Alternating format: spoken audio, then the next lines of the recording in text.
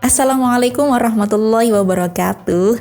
Sahabat, kali ini kita akan membahas permasalahan sehari-hari di bulan Ramadan. Di antaranya menelan air saat kumur, kemudian suntik di siang Ramadan, memasukkan obat mata, kemudian menggunakan obat telinga, mencicipi makanan ketika puasa, kemudian wafat meninggalkan hutang puasa. Kita bahas satu-satu ya. Yang pertama, hukum menelan air saat berkumur.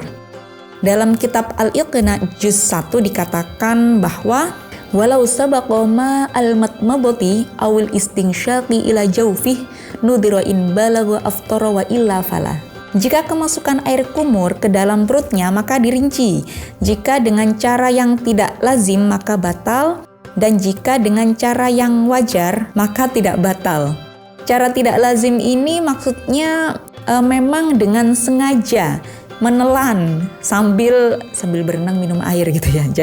Tapi jika memang benar-benar tidak sengaja tertelan maka tidak batal dan tidak perlu berusaha dikeluarkan kembali. Lalu bagaimana hukumnya suntik di bulan Ramadan? Kemarin saya juga sempat ditanya-tanya ini sama teman-teman tentang suntik di bulan Ramadan. Dalam syarah Mahallu 'alal Minhaj, Qalyubi juz 9 dijelaskan bahwa walau awsalat dawa'a li jirahatin 'ala saqi ila dakhilil lahmi aw gharaza fihi sikkina wa salat mukhahu lam yuftir li annahu laisa bijawfin. Jika seseorang memasukkan obat luka di betis sampai ke dalam daging atau mengencapkan pisau di betis tersebut sampai ke sumsum, maka hal itu tidak membatalkan puasanya karena daging itu bukan rongga tubuh. Jadi suntik di siang hari ini ketika bulan Ramadan hukumnya adalah boleh. Tapi ada beberapa pendapat ulama tentang suntik ini. Pendapat yang pertama adalah membatalkan secara mutlak. Nah, ini karena sampai ke dalam tubuh. Kalau pendapat yang kedua tidak membatalkan secara mutlak. Kenapa? Karena sampainya ke dalam tubuh, bukan melalui lubang yang terbuka. Sedangkan pendapat yang ketiga ini masih diperinci lagi. Yang pertama, jika suntikan berisi suplemen sebagai pengganti makanan atau penambah vitamin, maka membatalkan puasa. Karena suntikan ini membawa makanan yang dibutuhkan ke dalam tubuh. Namun jika tidak mengandung suplemen, hanya berisi obat, masih diperinci lagi. Yang pertama, apabila disuntikkan lewat pembuluh darah, maka membatalkan puasa. Kalau disuntikkan lewat urat-urat yang tidak berongga, maka tidak membatalkan puasa. Nah, sekarang membahas tentang memasukkan obat tetes mata dan juga tetes telinga. Memasukkan obat tetes mata tidak membatalkan puasa. Sedangkan memasukkan obat tetes ke dalam telinga ini hukumnya membatalkan puasa. Dasar pengambilan ini dari kitab Al-Fiqhul Manhaj ala madhahibil Imam Syafi'i. Faqatratum minal udhuni muftiratun li'annaha manfadun maftuhun wal qatratu fil aini ghairu muftiratin li'annahu manfadun ghairu maftuhin. Tetesan ke dalam lubang dari telinga adalah membatalkan puasa. Karena telinga itu adalah lubang yang terbuka ya.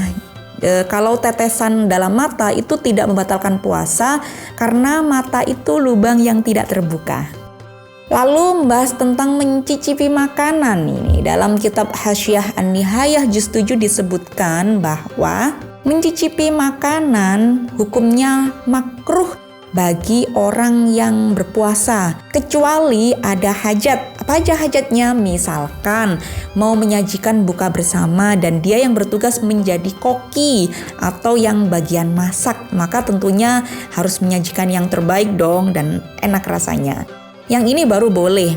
Yang namanya mencicipi itu ya cukup dirasakan di ujung lidah tanpa ditelan. Bukan yang mencicipi bersendok-sendok atau yang bercentong-centong. Kalau itu batal ya. Pembahasan yang terakhir yakni tentang orang yang wafat meninggalkan hutang puasa.